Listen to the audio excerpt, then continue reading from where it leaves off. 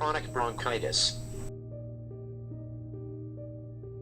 It's airway limitation as well as obstruction of the major and small airways. Most commonly seen in middle-aged men. It's associated with chronic irritation from smoking and recurrent infections. A clinical diagnosis requires the history of a chronic productive cough for at least 3 consecutive months over 2 consecutive years.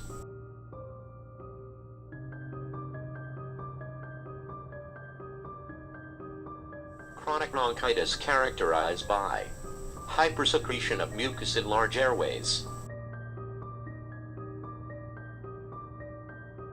an increase in goblet cells, and chronic inflammation and mucus plugging in small airways.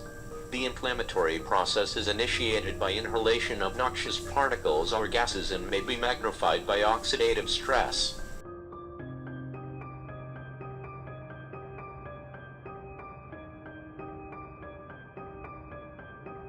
This leads to destruction of the alveoli and loss of elastic recoil in the lungs via mucus secretions and increased fluid in lungs. Clinical manifestation of this disease includes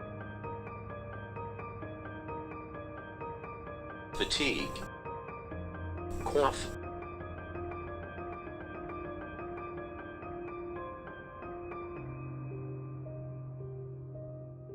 sputum production, and shortness of breath. There are many ways to diagnose chronic bronchitis. One of them is pulmonary function test. The other is spirometry test.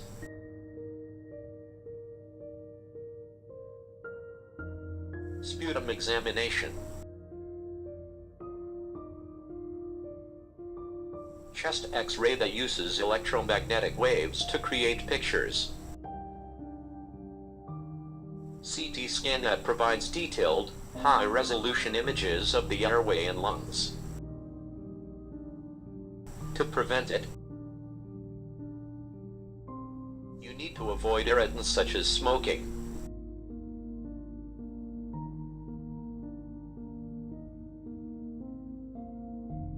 Also, you need to obtain recommended immunizations.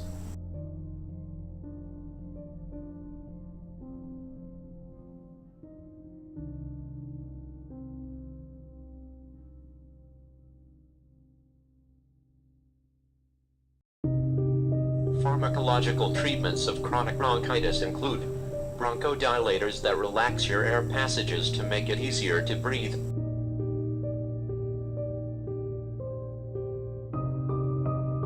anti-inflammatory drugs that reduces the inflammation that narrows your air passages.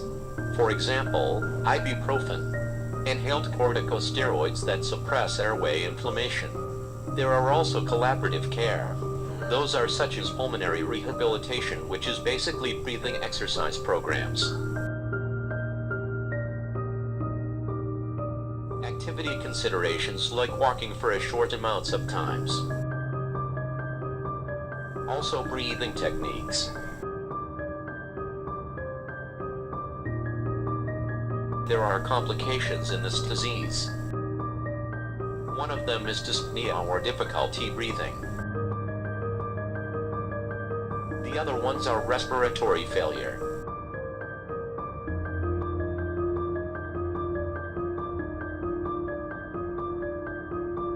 Pneumothorax or collection of air or gas in lung causing lung collapse. Polycythemia, which is the high concentration of red blood cells. And chronic advancement of the disease, which leads to death. When we look at the long-term prognosis, if diagnosed early and there is not much of bronchial damage, individuals can prevent complications. Those individuals that have continued bronchial irritation will have a fair to poor prognosis.